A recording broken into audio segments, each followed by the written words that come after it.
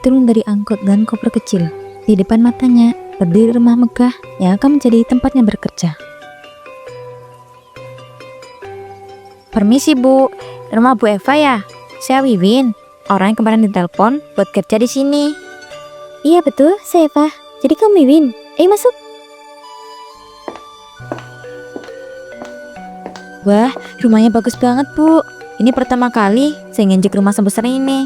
Kalau di kampung mah biasanya rumah papan, gak ada yang kayak gini. Kebetulan rezekinya begini. Nah sini, saya tunjukin kamar kamu. Ada kasur, lemari kecil, kipas angin. Jadi semoga cukup ya buat kamu istirahat. Udah cukup banget kok Bu, makasih banyak ya. Yang penting kamu jaga kebersihan ya, rajin dan jangan neko-neko. Jangan banyak aturan, tapi saya nggak suka kalau RT saya salah-salan. Iya Bu, saya kesini anak kerja beneran kok. Syukurlah, semoga kamu betah ya. Nah, kamu bisa mulai dari rumah aja dulu, sapu ruang tamu atau lap meja. Saya mau keluar sebentar ya sama temen. Siap Bu, kerjaan sekarang. Saya nitip rumah ya, barang-barang di sini banyak. Jangan sampai ada yang hilang atau rusak. Percaya sama kamu. Ya Bu, saya pergi dulu.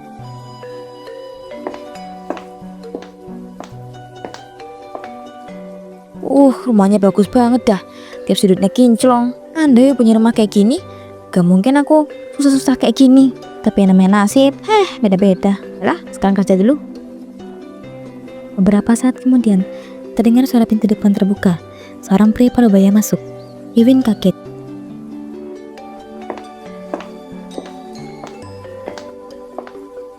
Loh, kamu siapa ini? Kok saya baru lihat ya? Oh, maaf Pak, saya Wiwin, ART baru di rumah ini. Tadi saya baru datang, kata Bu Eva, jadi minta mulai kerja hari ini. Oh begitu, jadi kamu yang dibilang Eva kemarin. Saya Rizky, suaminya Eva. Salam kenal ya. Ya Pak, salam kenal juga. Jujur sama saya agak grogi, soalnya baru pertama kerja jauh dari kampung. Ternyata kamu masih muda juga ya. Kirain udah agak dewasa. Kamu masih berapa umurnya? Oh, saya mah per 18 Pak, mata-mata SMP, gak sempat lanjut sekolah. Jadi mau gak mau harus cari kerja. Yang penting kamu kerja yang bener, gak neko-neko. Itu aja udah cukup buat saya. Iya Pak, saya kesini niatnya membentuk keluarga kok, gak ada pikiran macem-macem. Bagus, kalau gitu sekarang bikinin sate ya. Soalnya saya haus banget tadi di luar. Iya Pak, ntar ya saya ke dapur. Oh iya, Eva kemana? Kok nggak ada? Oh Bu Eva tadi bilang mau keluar ke teman-temannya Pak, katanya pulangnya nanti.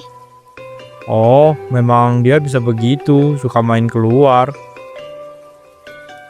Wiwin pun ke dapur, membuat teh, lalu segera membawanya ke kamar. Ia pun mengetuk pintu. Pak, ini tehnya udah jadi. Wiwin pun masuk, menaruh teh di meja. Sesaat, matanya melirik ke arah Pak Rizky. Kenapa kamu liatin saya begitu? Kayak ada yang dipikirin. Oh, maaf Pak, saya ngelamun nih. Gak masuk apa-apa, mak kepikiran aja di kampung saya. Santai aja. Kamu kerja di sini nggak usah tegang. Anggap aja rumah sendiri. Yang penting tahu aturan aja. Iya Pak, kalau gitu saya permisi dulu. Mau lanjut bersihin rumah. Malam itu, dapur terasa hangat dan aroma makanan. Wiwin bersiap untuk menyajikan makan malam. Setelah selesai, ia memanggil majikannya. Bu, makan malam udah siap. Saya udah taruh semua di meja, tinggal dimakan. Oh, oke. Makasih ya Win. Saya kasih tahu sama saya dulu ya, biar sekalian makan bareng. Iya Bu, silakan. Tak lama kemudian, Bu Eva tanpa Rizky ke dapur. Mereka duduk di kursi makan, sementara Wiwin diri agak jauh. Ngapain kamu berdiri di situ aja? Win, sini duduk. Ikut makan bareng kita, nggak apa-apa kok. Beneran Pak? Aduh, saya kayaknya makan habis bapak sama ibu aja deh.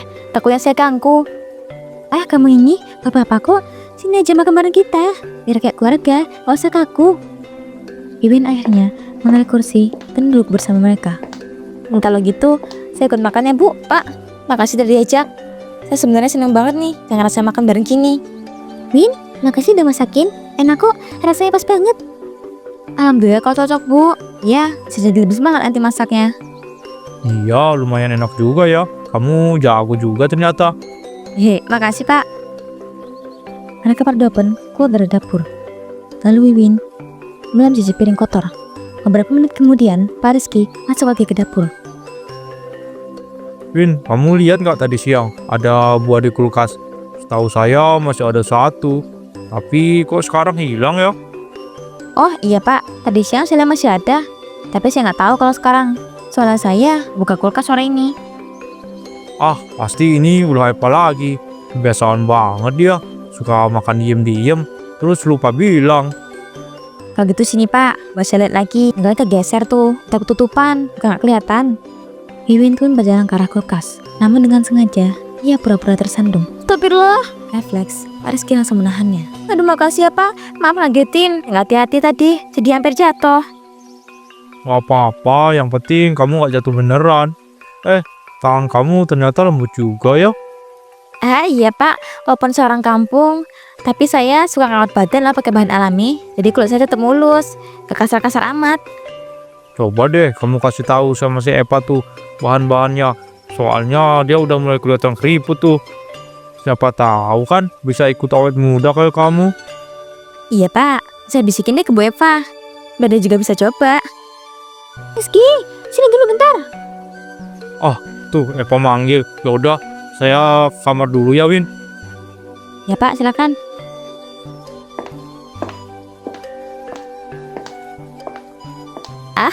Kayaknya Pak Rizky benar-benar tertarik nih sama aku. Beberapa hari kemudian, Iwin baru selesai membereskan semuanya. Ia pun bersantai sebentar. Tiba-tiba, suara pintu belakang berdiri terbuka. Iwin refleks berdiri. Wiwin, kamu lagi santai ya? Saya kira tadi kamu masih sibuk kerja. Udah selesai beres-beres semua. Baru aja selesai, kira siapa yang masuk? Makanya saya kaget. Pak dari belakang, ngapain? Ini saya tadi habis ngurusin burung di belakang rumah.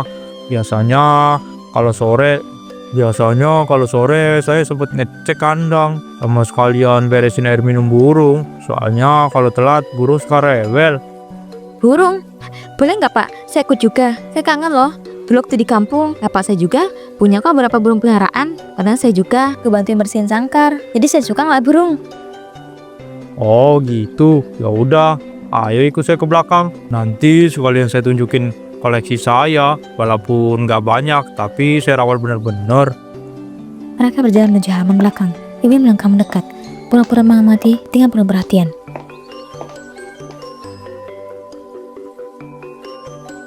Nah, ini dia burung saya. Saya memang hobi dari dulu, tapi baru serius pas udah longgar kerjaan. Wah, bagus banget Pak. Bulunya kelihatan sehat, pasti rajin yang dirawat. Saya jadi inget nih, burung bapak saya dulu. Mirip juga warnanya. Biasanya bapak saya bilang, kalau burung dipelihara dengan sabar, suaranya bisa makin bagus. Ternyata kamu beneran ngerti juga ya. Saya kira kamu tadi cuma basa-basi doang. Soalnya jarang ada anak muda sekarang yang ngerti soal beginian. Saya jadi seneng deh ada temen ngobrol sama hobi saya. Iya Pak, walaupun saya cewek, pegel di rumah, saya ikutan ngerawat loh. Jadi lumayan ngerti. Saya tahu tuh, burung kusam, cara mandi. Sama kalau makannya nggak seimbang, jadi suaranya serak. Iya, Eva aja kalau saya ajak ngobrol soal burung, ya paling jawabnya ribet atau bau. Gak ada tertarik-tariknya sama sekali. Makanya saya biasa ngurus sendiri.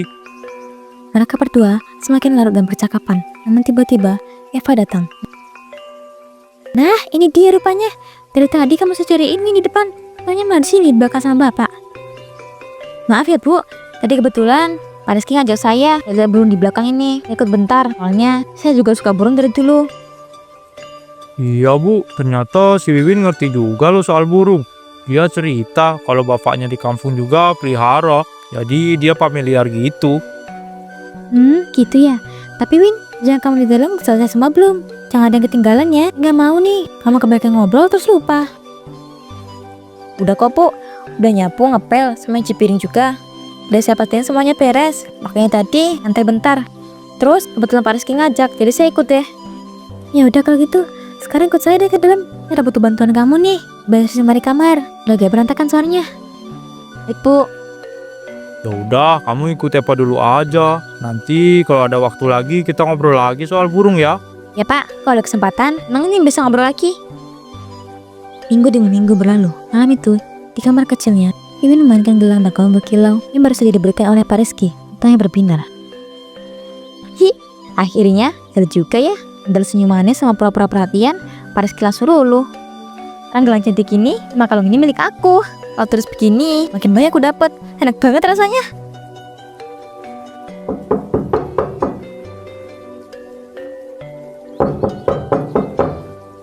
Iya bu, ada apa ya? Malam-malam gedor pintu saya, gitu loh. Saya boleh masuk bentar ya kamar kamu? Ada hal, pengen saya tanya langsung ke kamu. Oh iya bu, boleh kok. Masuk aja bu, silakan. Seperti gini Win, kemarin malam saya kebetulan kebangun. Terus saya lihat bapak ke kamar kamu. Ini jelas kok, bukan cuma bayangan. Saya mau tahu, bapak ngapain malam-malam kamar kamu? Hah? Bapak masuk kamar saya? Oh, itu bu, sebenarnya cuma bentar kok. Waktu itu, bapak cuma nanya sama kunci gudang. Soalnya saya yang sering pegang, makanya dia cari saya. Kunci gudang? Oh, hanya segitu. Masa iya, saya nunggu besok pagi buat nanya? Buat saya, itu alasan aneh banget. Ya bu, emang kelihatannya aneh sih. Tapi sumpah, saya juga kaget kok. Waktu itu tiba-tiba bapak masuk. Dia cuma nanya bentar. Habis itu langsung keluar lagi. Nggak ada apa-apa bu. Ini saya lihat sendiri kok. Kayaknya bapak cuma bentar ya di dalam. Kamu yakin nih, gak ada hal lain ditutupin dari saya? Iya bu, saya yakin kok. Saya di sini kan kerja, bukan macem-macem. Saya gak berani sama ibu. Kamu jangan kira saya gampang dibodohin ya Win. Ada yang kamu sembunyiin, lebih baik jujur aja sekarang, daripada nanti ketahuan sendiri. Nah, saya gak bohong bu. Kalau ibu masih ragu, aja langsung ke bapak. Saya gak niat loh bikin masalah di rumah ini. Kamu tau gak Win, rumah tangga itu hancur kalau ada orang luar yang bikin retak. Saya nggak mau ya, itu kejadian di rumah saya. Saya ingetin baik-baik nih. Bu, saya janji kok, saya benar-benar cuma kerja, rezeki halal. Yaudah, untuk kali ini saya percaya. Tapi inget ya, kali aja saya lihat bukti yang jelas, kamu gak akan bisa bertahan di sini. Bu, ya saya keluar dulu. Besok pagi kerjaan kau masih numpuk, jangan aneh. Begitu pintu ditutup, Iwin langsung menghela napas lega. Gak, hampir aja ketahuan. Untung bisa ngeles. Mulai sekarang aku harus hati-hati nih, kalau enggak tamat riwayatku. Keesokan paginya, Bu Eva terlihat lebih minat. Ia menyuruh Iwin mengerjakan semuanya dengan sangat keras. Iwin hanya menunduk, menuruti semuanya tanpa banyak bicara. Eva, kamu ini kenapa sih? Pagi-pagi udah teriak-teriak terus ke Wiwin. Dari tadi kerjaannya nyuruh terus. Wiwin juga kayaknya capek tuh mondar-mandir sana sini, nurutin semua omonganmu. Lah, kenapa emang? Kan emang tugasnya begitu kalau di rumah ini. Dia kan ART, jadi wajar lah kalau aku nyuruh. Tapi kan kamu gak biasanya kayak gini. Kenapa hari ini kamu tiba-tiba kayak orang lagi marah gak jelas? Apanya nggak biasa, Riz? Kamu lebih suka aku diem-diem aja ya? Sibuk keluar rumah sama teman-teman. Kamu lebih suka ya jarang di rumah? Biar kamu bebas ngapain aja? Maksudmu? Astaga, kamu kok bahas ke situ sih? Yang aku tanyain sederhana aja. Kamu ini kenapa hari ini? Kelihatan kayak orang tantum, ngomel terus ke Wiwin. Aku kasihan lihat dia. Oh, udah seperhatian itu sama Wiwin kamu? Padahal aku suruh-suruh tadi, rumah biasa loh. Nah sebelumnya, aku kasih kelonggaran buat dia. Biar nggak keras dikit, dibilang malah tantrum.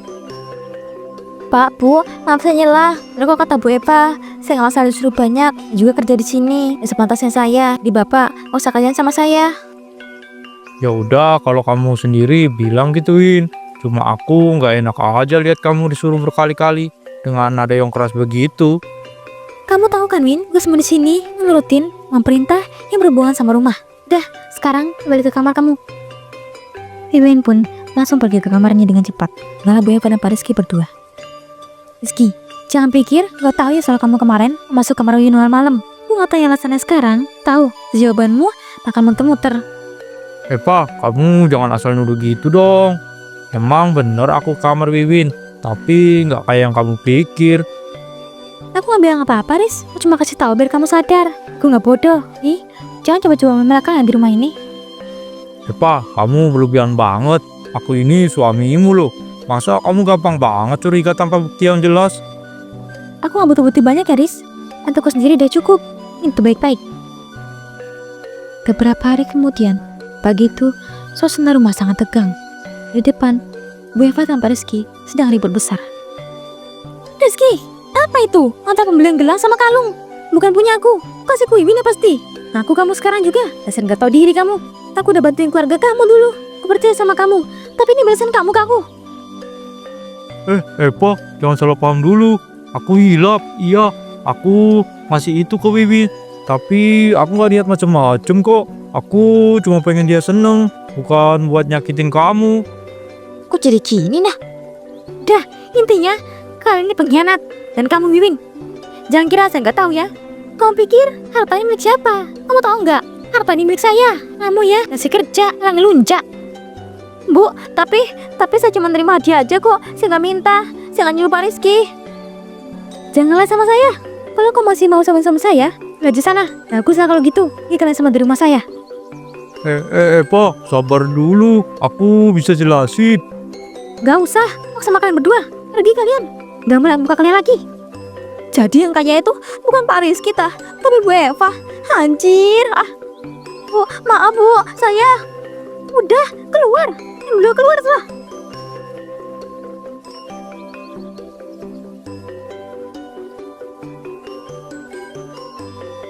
Mereka pun diusir. Hati Wiwin bergetar. Langgan kaleng yang sebelumnya membuatnya senang, kini semuanya terasa pahit. Astaga, semangat aku gagal.